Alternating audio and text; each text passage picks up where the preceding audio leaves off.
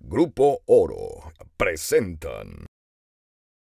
La propuesta, la iniciativa del presidente es muy puntual y nosotros vamos a impulsarla. Desde nuestra plataforma, nosotros ofrecimos en campaña a todos los electores que se reducirían los plurinominales, que se iría a la reelección. Eso fue lo que nosotros ofertamos.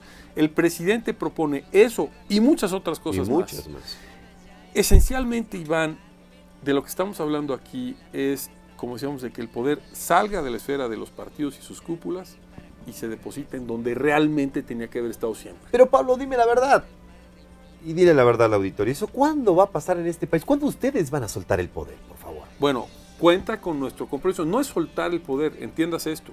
Es más bien que el poder radique en donde debe estar. La democracia... ¿Pero el poder lo tienen ustedes? La democracia, vemos, Kratos, es el gobierno del pueblo, que se expresa a través de un proceso de votación para tomar decisiones, y donde hay una mayoría, ahí es en donde se toma como la decisión tomada.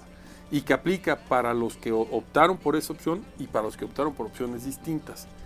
En esa lógica, fíjate cómo está ahorita el asunto, Iván. Hoy tú gozas el favor de tu partido para ser candidato y luego buscas el voto de los ciudadanos de tu distrito y ganas una elección constitucional. Automáticamente no tienes ningún incentivo para regresar con tus electores. ¿Y para qué vas a regresar? Porque no puedes volver a pedirles el voto, ¿verdad? Entonces te volteas a mirar a las cúpulas de tu partido y entonces se hacen todo tipo de arreglos cupulares y a espaldas del ciudadano. A la hora que se discute la reelección van a pasar varias cosas. Déjame repetirte el primer caso. Gozas el favor de tus electores del partido, eres candidato.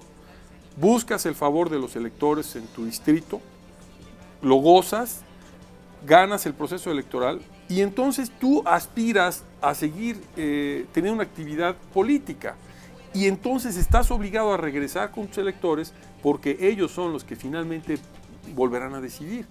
Y entonces, en lugar de que te vayas a reportar con las dirigencias de tu partido, pues tendrás un estímulo para reportarte con tus electores. Pero además de esto, lo que podemos lograr es la profesionalización de la labor legislativa. Ahora, ¿por qué nuestro modelo mexicano no es así? Hombre, Iván, porque como estructuró el PRI todo, el asunto era, tenemos que ir haciendo que todo el mundo tenga tantito juego, ¿no? Entonces, a ver, tú ahorita 20 diputado, está padre, vas a terminar en 3 años, y entonces te vas a este puestito por allá en un rinconcito y damos oportunidad a otro. Y entonces así era como manejaban la cosa.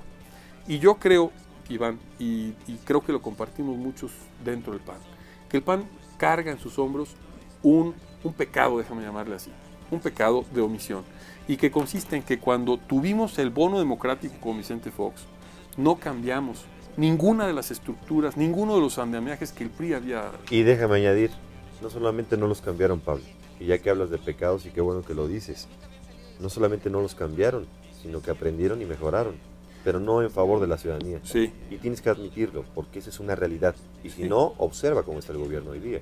Observa cómo están las posiciones hoy día. Yo te diría, no sería tan duro como tú lo señalas, en que las adoptamos y las mejoramos. No, porque adoptarlas y mejorarlas querría decir que estábamos muy conformes en esta situación y entonces no propondríamos iniciativas como las que estamos proponiendo. O sea, yo te aseguro... Oye, pero a ver, explícame algo. De acuerdo, estoy de acuerdo contigo, pero es que esto es muy largo y además es apasionante, no, pues, porque claro, es un tema, obviamente, de comunidad, es un tema de sociedad. ¿Por qué esta propuesta política no la propusieron antes? ¿Por qué hoy cuando el PRI tiene mayoría? ¿Por qué cuando está en sus manos el que truene el petardo? Y no soy defensor del PRI, sencillamente analizo, o trato de analizar y decir, a ver, ¿por qué no cuando entró el presidente que le hubiera dado un poder de legitimidad impresionante? Sí. Y cuando estaban mejores equilibradas, en este caso las cámaras, ¿no? Sí, es una buena pregunta, Iván. Y entonces yo regreso a acusar este pecado de omisión. El PAN, si tú revisas, hay más o menos 300 iniciativas que han provenido de diputados del PAN, del PRI o del PRD y de otros partidos que tienen que ver con la reforma política. Hay iniciativas del PRI que hablan de la no reelección, hay iniciativas del PAN que hablan de la no reelección. Esta es la primera vez que se plantea todo un paquete grande, ¿verdad? Sí. Una reforma... De hecho es histórico, ¿eh? Sí, es una reforma importante. Pero se había planteado y se había atorado una y otra vez, ¿eh? En la legislatura recién que acaba de terminar hubo un forcejeo para el tema y a la hora de los cocolazos el PRI dijo de ninguna manera vamos a pasar, el PRD dijo no vamos a pasar y el asunto no pasó y se tomaron otros temas. Pero, ¿por qué ahora es tu pregunta? porque ahora finalmente te decía, el PAN reconoce ese pecado de omisión de no haber hecho las transformaciones que podía haber hecho y que tenía que haber hecho con Debieron haberlas hecho. Y hoy se están haciendo. Entre ellas te invoco a la desaparición de Luz y Fuerza del Centro como una de esas medidas de cambio. La reforma laboral va en ese mismo sentido, y esta reforma política fue porque el presidente, el Ejecutivo, requirió tiempo para confeccionarla, pero además no olvides que una parte del inicio de su gestión se vio atareado en el asunto de legitimar el resultado electoral, que fue muy complicado. Por eso la reforma, por ejemplo, entre los temas que plantea, y mira que hay un debate interno dentro del PAN acerca de esto, es una segunda vuelta. Cuando el ganador de un proceso electoral constitucional no goza de una diferencia de por lo menos 5 puntos porcentuales, entonces se descalifican los perdedores y los punteros son los que tienen que ir a un segundo proceso electoral. A ver, Juan Carlos Natale, te suplico brevedad y precisión, mi querido Juan Carlos, por asuntos de tiempo y compromiso que tengo en este servicio informativo. Bueno, nada más quisiera pues desmentir algo que acaba de pronunciar el diputado, para aquello de que el público no se vaya con la finta.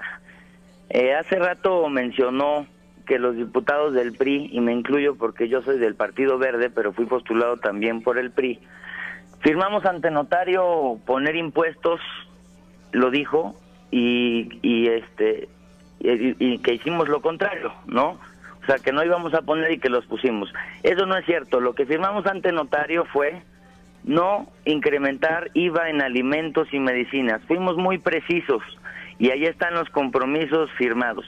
Y recordarle al público, Iván, que gracias al trabajo legislativo que hicieron en cabildeo los diputados del PRI y del Partido Verde en conjunto, gracias a nosotros no se aplicó el 2% en IVA a alimentos y medicinas como la propuesta del PAN, del gobierno federal venía.